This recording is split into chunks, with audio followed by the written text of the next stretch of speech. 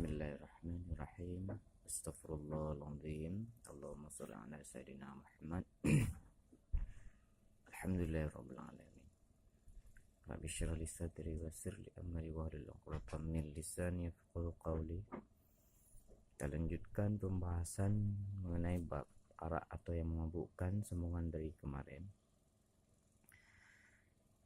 Waqala alaihi salamu al-khamru jima'ul ismi. Dan sabda Nabi Sallallahu Alaihi Wasallam, bermula arak itu menghimpunkan segala dosa, seperti kata Sayyidina Utsman bin Affan, jauhkan olehmu akan arak, maka bahwasanya adalah daripada orang yang dahulu daripada kamu seorang laki-laki yang abid, dan menjauh ia daripada manusia. Jadi satu hikayat bahwa tempo dahulu ada seorang abid yang menjauhkan diri dari manusia. Kita lihat bagaimana kisah selanjutnya. Menjauh ia daripada manusia, maka berjumpa akan dia oleh perempuan yang zaniah. Jadi si abid itu orang yang tidak pernah berjumpa dengan manusia, kemudian dia keluar dari tempat ibadahnya dan berjumpa dengan seorang perempuan yang berzina, perempuan penzina. Maka menyuruh ia akan jariyahnya kepada laki-laki yang abid. Maka berkata ia bahwasanya kami menyuruh akan dikau karena siksa. Maka datang laki-laki itu. Maka tatkala masuk ia akan pintunya, maka menutup perempuan itu akan pintunya. Jadi tatkala si perempuan itu berjumpa dengan si abid, maka budak si perempuan itu disuruhnya kepada si abid tersebut, maka pintu yang ditutup kembali. Jadi kata si perempuan penzina, saya tidak mau karena takut siksa kepada kamu yang akan diberikan oleh Allah. Datang lagi laki-laki itu, maka tatkala masuk ia akan pintunya, maka menutup perempuan itu akan pintunya. Dan adapun perempuan itu kanak-kanak dan kuduhi arak, maka berkata perempuan, demi Allah tiada kami seru akan dikau karena syahadat. Hanya aku suruh akan dikau supaya engkau bunuh akan kanak-kanak ini, atau engkau minum akan arak. Jadi kata perempuan zaniah itu kepada si abid, ini ada semangkuk minuman arak dan satu anak kecil. Engkau bunuh anak kecil ini atau engkau minum semangkuk arak ini, kata si perempuan penzina tersebut kepada si abid. Memilih ia akan meminum arak karena ringan dosanya daripada membunuh dan zina. Ternyata si abid tersebut dia memilih untuk meminum semangkuk arak karena dia ingat bahwa meminum arak itu ringan dosanya daripada membunuh.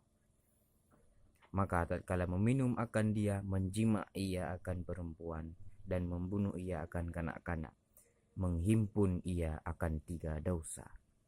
Ternyata saat dia meminum arak, dia langsung menjima menyetubuhi perempuan penzina dan membunuh anak tersebut.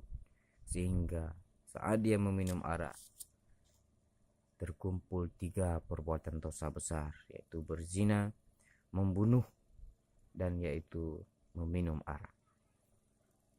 Itu merupakan salah satu yang menyatakan bahwa minuman arak ataupun sesuatu yang memabukkan itu merupakan induknya segala dosa. Bisa terjadi segala dosa sebab kita melakukan perbuatan yang memabukkan atau kita mengkonsumsi sesuatu yang memabukkan. Waqala alaihi salam, syarabul khamru mal'un. Sabda Nabi Sallallahu Alaihi Wasallam, bermula orang yang meminum arak itu dilaknat akan dia, karena bahwasanya arak itu haram pada tiap-tiap agama, dan memeliharakan akal daripada kebinasaannya itu muwafakat ahli segala agama atas wajibnya. Jadi minuman arak itu ataupun yang memabukkan itu menghilangkan akal. dan semua agama pun melarangnya. Dan semua ulama menyepakati bahwa menjaga akal itu merupakan wajib. Tidak kita menghilangkan akal. Qala salamu syarabul khamra ka'abidil wasni wa syaribil khamra ka'abidil lati wal uzza.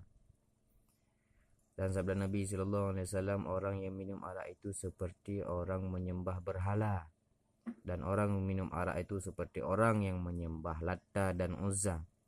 Maka Latta itu berhala bagi kaum Thaqif dan Taif, dan Uzza itu berhala bagi kaum Quraisy dan Bani Kinanah. Jadi sabda Nabi bahwa kita meminum arak seperti kita menyembah berhala. Kita minum arak itu seperti kita menyembah Latta. Latta itu merupakan berhala bagi kaum Saqif dan Taif, dan Uzza itu adalah berhala bagi kaum Quraisy dan Bani Kinanah. Dan keduanya ialah yang terlebih besar segala berhala bagi kufar. Latta dan Uzza itu merupakan berhala yang besar saat pada masanya bagi kaum kafir. Dan hadis ini menunjuki atas kafir orang yang minum arak, yaitu ditanggungkan atas bahwasanya jikalau i'tikad akan halalnya atau atas bersangatan pada menakuti dan menjauhkan daripada minum arak. Jadi kita bisa menjadi kafir karena minum arak disebabkan kita meyakinkan bahwa arak itu halal. Kita hakikatkan arak itu halal, itu maka kita akan menjadi kafir. Dan kita akan menjadi mudarat kalau kita menjauhinya. Itu kita menyebabkan kita menjadi kafir. Qala sallallahu alaihi wasallam, qala alaihi salamu, man syarabal khamra faqad kafara bima anzalallahu ta'ala ala anbiya'ihi wa man salama an syarabil khamra aw safahu ahbatallahu amalu 40 sanah. Dan sabda Nabi SAW,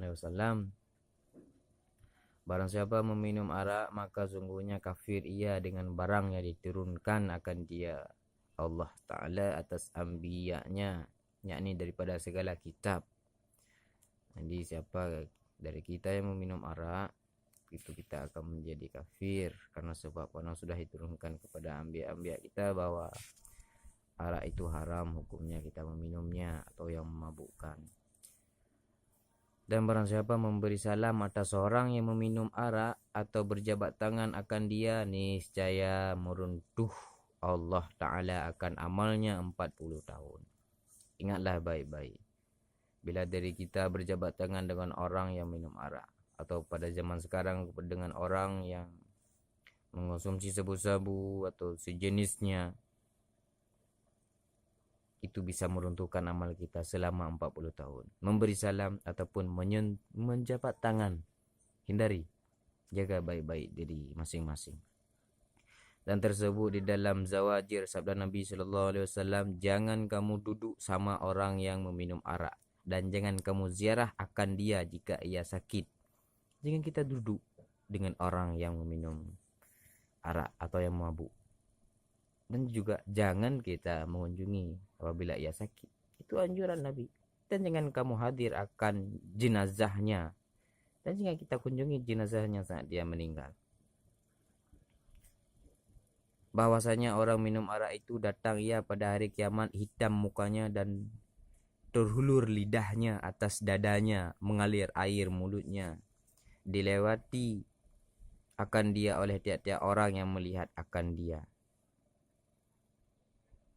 Jadi orang minum arak itu pada hari kiamat, atau orang yang memabukkan itu pada hari kiamat, seperti zaman sekarang yang memabukkan pada zaman era modern, seperti sabu-sabu, ganja, flaka dan sejenisnya, kokain segala macam, atas nama yang memabukkan, pada hari kiamat datang dengan muka yang hitam dan lidahnya terjulur keluar dan mengalir air liur di mulutnya, dan semua orang yang melihatnya akan merasa jijik dan tidak sanggup dilihatnya. Ingatlah baik-baik saudaraku, jagalah diri kalian dari hal yang memabukkan, dari hal-hal yang haram, karena sungguh keji dan sungguh siksaan yang sangat pedih dan sungguh hina bagi kita orang-orang yang memabukkan. Jagalah diri, jagalah keluarga, jagalah masyarakat semampu mungkin. Cukup sekian untuk hari ini. Mungkin kesempatan lain kita akan menyambungnya kembali mengenai dengan syarah minuman arak atau yang memabukkan menurut pada masa kita hari ini. Wabillahi taufiq wal hidayah. Wassalamualaikum warahmatullahi wabarakatuh.